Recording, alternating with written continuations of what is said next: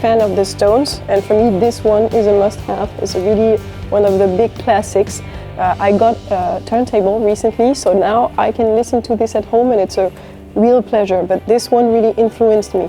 And also for the tunings, you know, in my new album I have some songs that are in open G tuning, so the Keith Richards signature tuning. Never get tired of these days with you. Yeah, I wanted to show you this one too. My parents used to listen to a lot of Simon and Garfunkel, and also because I think The Sound of Silence was the first song I learned on the electric guitar when I found my guitar teacher, the one who really motivated me through the years. The first song we learned together was The Sound of Silence. Okay, so I think my all-time favorite songs, one of my favorite songs, because it's really, really hard to choose, would be on this album and would be For Those About to Rock, We Salute You.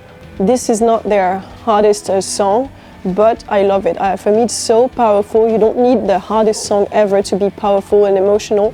For me, this song makes me want to cry and laugh at the same time. I don't know why. It has really a power over me. But yeah, and I had the chance to see them live back in Paris in 2015. And I think they're still closing their shows with this song, where you can hear the cannonballs, you know, and it's so seeing this live was a dream, and I hope I'll get to see this again. I love them. These are, I know you can find really like rarities and things you don't find everywhere. That's the beauty of these kind of stores, because it's not like going to the supermarket and thinking, okay, I'm gonna get this and this. You never know what you're going to find, and I think that's what I like.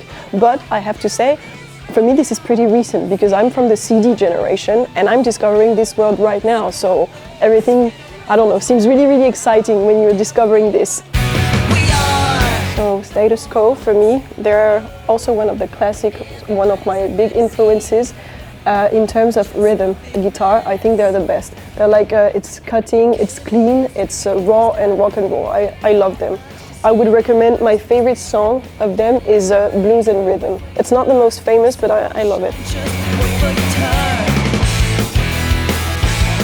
I don't know, it's so catchy, and because I had enough of In the Army Now on the radio all the time, it's not really my thing, but they have really like jewels that are so good but not often broadcast. And Blues and Rhythm, I don't know, they had this, there's something with the lyrics and the vocals and the ways of layering the different parts that are coming in the song that I really love. And yeah, their rhythm guitars are the best, I would say.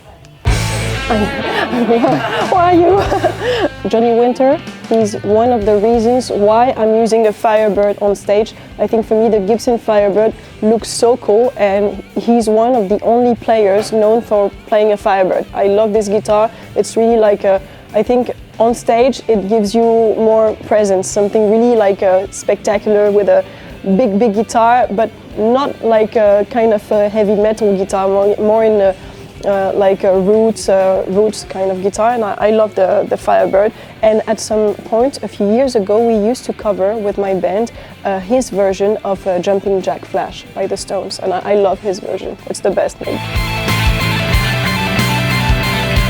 It was mine. So is it a good answer? I wanted to check what I was selling to people and how it sounded at home, and I have to say I had a good time listening to myself. So that's a proof? Yes, it's a proof. You can buy it. Eyes closed. I don't know if you can say this in English or German, but this is the same. Eyes closed means you can trust me.